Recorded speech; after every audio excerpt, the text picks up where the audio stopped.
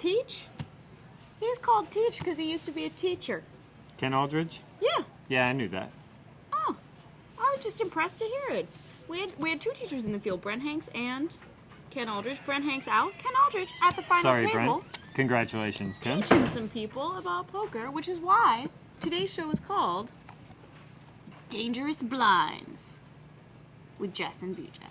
Seems like a pun off a movie title or something? Yes, there Maybe? are a lot of educational films that we could have chosen from, but it seemed like Dangerous Minds, not to be confused with Dangerous Blinds, or Stand and Deliver seemed to make sense for Love Stand and Deliver. Ken, because Ken actually taught disadvantaged youth. We're in the East LA suburbs, which is where Stand and Deliver took place.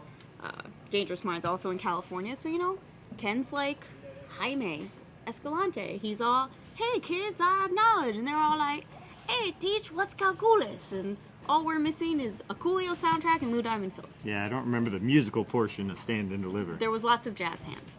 All right. We've got some business to take care of. Yes, it was a long day. It is long day. almost 4:30 in the morning. 4:30 in the morning, and but we're we are gonna down. We went from, what did we start with? That was so long ago, I forgot. We started with 21 in the first 21. level. We lost 8 players.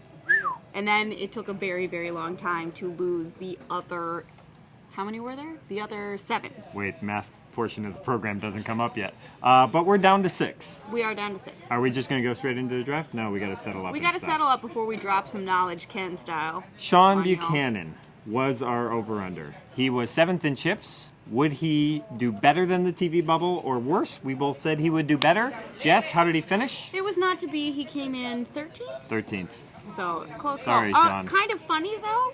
Jeff Fairdace is from the same town that Sean Buchanan is from. His girlfriend knows Sean. So, in a way, Sean and Canada are being represented. I'm sure Sean finds that hilarious. I bet that's much needed consolation for Sean. Right. All So sorry, Sean, but now we have a new Yeah. over-under for today. What is it? I've already forgotten. It's because It's we've had such a 32, long day, and because but I we don't know had what a it stands stretch for. today with Something about the final table. over 3 hours without an elimination today, That's which it. means there are some shallow stacks in play tomorrow. So the question is, how many hands are we going to play before we lose a player?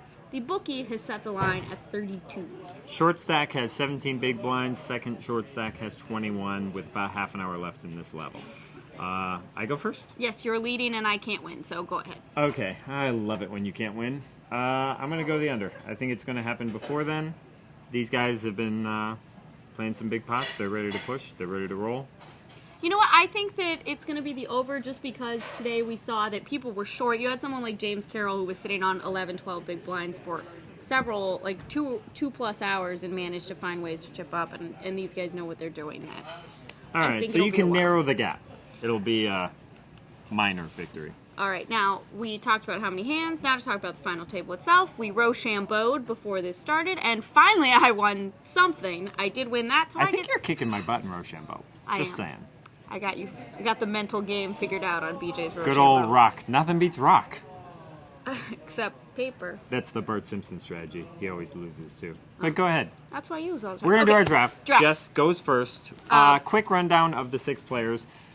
First place, Will Faela, big chip leader. Second, Joshua Pollock, Will Faela, 6.7 million. Joshua Pollock, 5.3 million. Jeff Vertes, 4.0 million. Ken Aldridge, 3.6. Adam Aronson, 2.1. Oaze Ahmed, 1.7. Blinds will be for a little while longer. 50 and 100. 50 and 100, sorry. When we get going, and I think I have the obvious overall number 1 draft pick. Yes. Piece of cake, Will Faela. Will the Thrill Faela. Won several big pots today, but kind of did it without busting people. He was doing it without showdown and doing it in pots where there was one hand where he got a tremendous amount of value out of pocket kings against Ken Aldridge, and I believe Jeff Fairdace was the other person. They got both of them to call down to the river and get paid off with overpaired kings on the board to move to the top of the counts. He's doing the table talk. Hopefully we'll see some of that on the live stream tomorrow. Hopefully it'll not be R-rated. I don't really care if it is because I think it'll be really fun. Either way, Will's always a lot of fun. Very excited to have him anchoring my team. You've got picks 2 and 3, my friend. All right, I'm going with second in chips, Joshua Pollock. Young kid, apparently came up online. Not a big shock. But he seemed solid. Just watching him play today, never seemed ruffled, never seemed to buckle under the pressure or anything like that. Always seemed in control. He's got a lot of chips. I like him as my number 2 pick. He looks younger, but he's actually 28 years old, so he's a little more seasoned than some of the other ones. From where I am, 28 is pretty young. It's because you're ancient. All right, pick number 3. All right, I am going to go with Teach, Ken Aldridge. It's a good pick. Let's see, where is he? He's 4th in chips, but he's got 36 big blinds. I feel good about him. I feel like he's unassuming and people don't feel threatened by him, but the guy can play.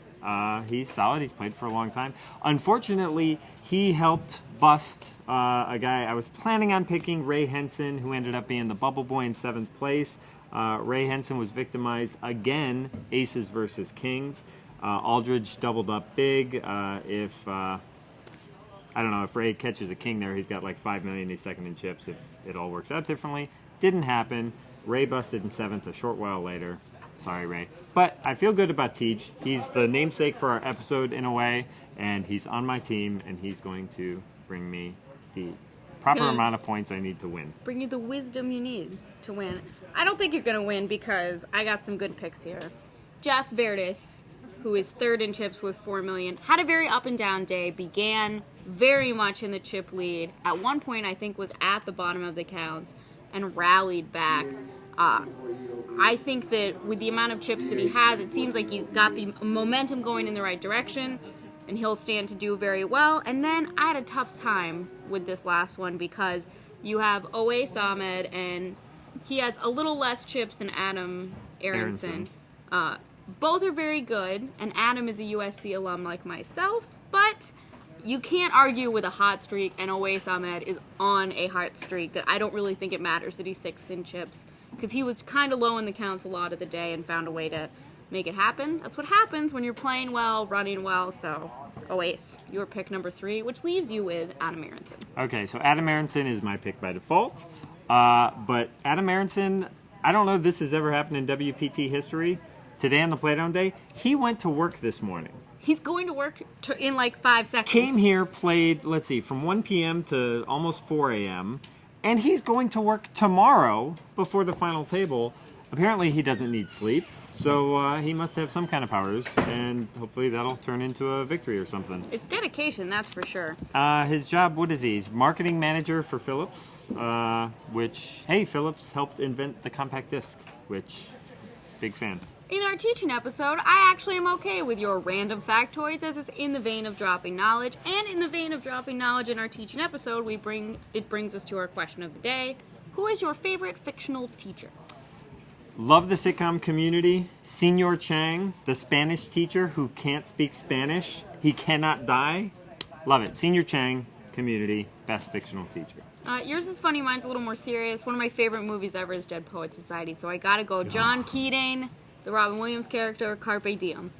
That's come lame. on. Just stand on a desk and, yo, my whole world changed. I'm standing on a desk. Yours is lame. It's on a TV show that's like 5 seconds old. Actually, they spoofed Dead Poets in mine. But anyway, no. All right, let's find it. What about Jack Black in School of Rock? School of Rock? I would love that class. He was awesome in that. I would totally take that class. You would take that class? All right, let's take that class. Let's get off our ass and do some math. Math. 3 minus 4 is... -1. That's right. Can't believe we're doing this. 6 times a billion is... These are really difficult. 6 billion. Nailed it! Yes, and I did. 54 is 45 more than what's the answer, BJ? 9. No, it's 8. No, it's 9. That's right, I was just testing you. It's 9.